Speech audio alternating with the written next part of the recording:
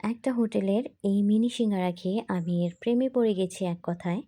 এতটা মজার ছিল এই সিঙ্গারা, আর এই সিঙ্গারার ভিতরে নাগামরিচের একটা স্মেল ছিল যা আমার কাছে ভীষণ ভালো লেগেছে। যে হোটেল থেকে আমি এই সিঙ্গারাটা খেয়েছি ওই হোটেলের কারিগর থেকে এই রেসিপিটা নিয়ে আসছি আপনাদের সাথে শেয়ার করার জন্য।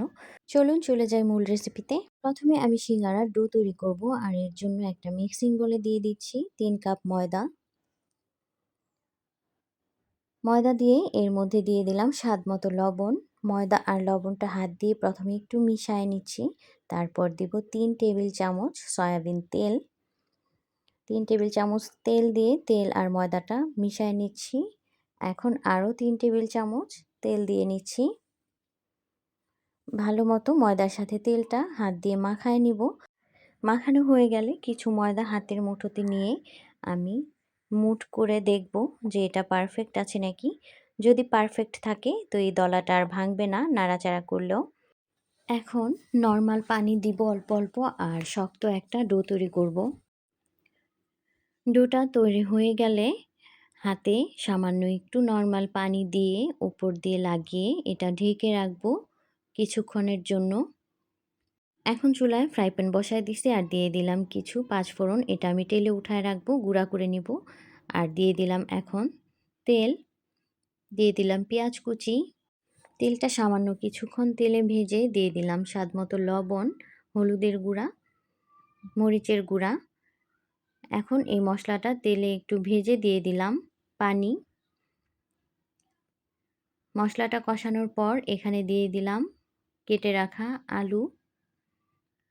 এখন এই মশলার সাথে আলুটা ভালোভাবে মিশিয়ে ঢাকনা দিয়ে এটা সিদ্ধ করে নেব। মাঝে মধ্যে ঢাকনাটা উঠিয়ে একটু নেড়ে দেব। দিয়ে দিলাম সামান্য পানি, আবারও ঢাকনা দিয়ে রান্না করব।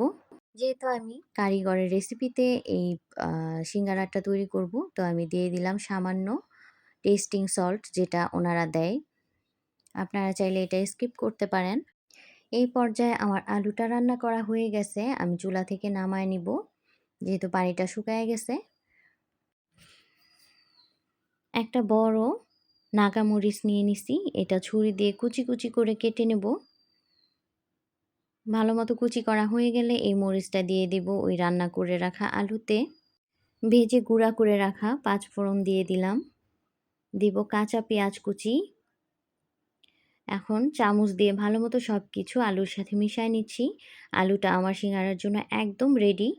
এখন এই ডোটাও রেডি হয়ে গেছে। ডোটা একটু বোর্ডে নিয়ে ভালো মতো মথে এখান থেকে ছোট একটা লেচি কেটে নিলাম। লেচিটা দিয়ে আমি লম্বা করে একটা রুটি বেলে নেব। রুটিটা একটু লম্বা করে বেলতে হবে। রুটিটা বেলার সময় আটা একটু কম ব্যবহার করাই ভালো। বেলা হয়ে গেলে ছুরি দিয়ে মাঝখান বরাবর এভাবে কেটে নেব। কেটে 2 পার্ট আলাদা করে নিলাম। এক আঙ্গুল দিয়ে পানি নিয়ে যেই সাইড কাটছি ওই সাইডে লাগিয়ে এইভাবে একটা কোণ তৈরি করব, আর হাত দিয়ে চাপ দিয়ে কোণটা বন্ধ করে দেব ভালো মতো।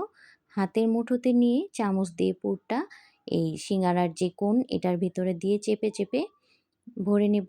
আঙুল দিয়ে 4 সাইডে আবারও পানি লাগিয়ে দিলাম। এখন এর সিঙ্গারার মুখটা বন্ধ করতেছি। চাপ দিয়ে সমান করে বন্ধ করে এক সাইডটা নিয়ে মাঝখান বরাবর এভাবে চাপ দিয়ে লাগিয়ে নিলেই হয়ে যাবে সিঙ্গারা। এই যে আমার মিনি সিঙ্গারা রেডি হয়ে গেছে।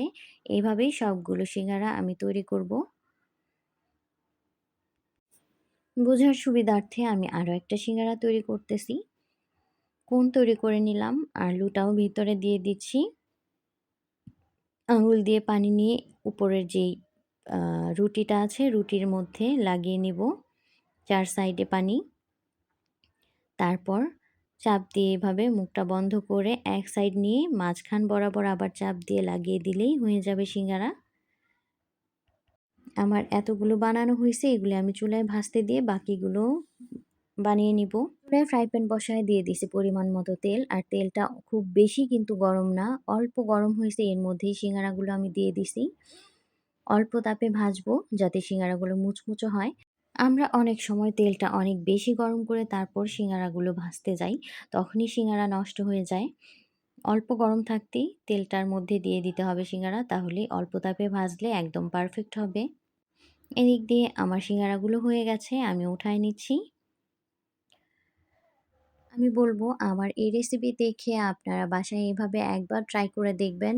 ইনশাআল্লাহ আপনাদের সবার খুব ভালো লাগবে এর টেস্ট। আমাদের বাসায় তো এই সিঙ্গারাটা খুবই পছন্দ করছে।